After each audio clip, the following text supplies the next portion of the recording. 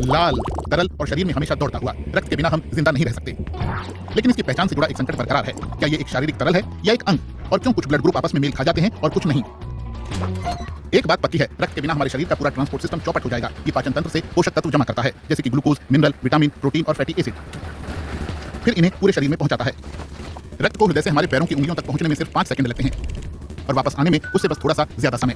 ये गर्माहट पहुंचाने में भी मदद करता है।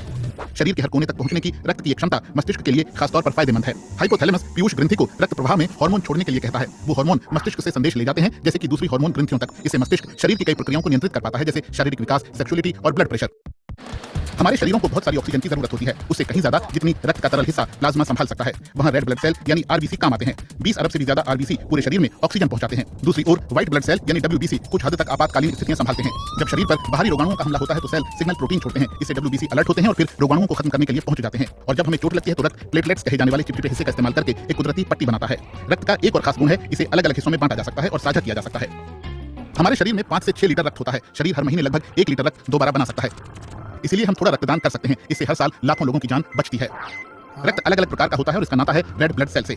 आरबीसी की सतह पर एक ए या बी एंटीजन हो सकता है, दोनों हो सकते हैं या फिर कोई भी नहीं। और कभी कभी वहां एक एक्स्ट्रा रीसिस प्रोटीन भी होता है।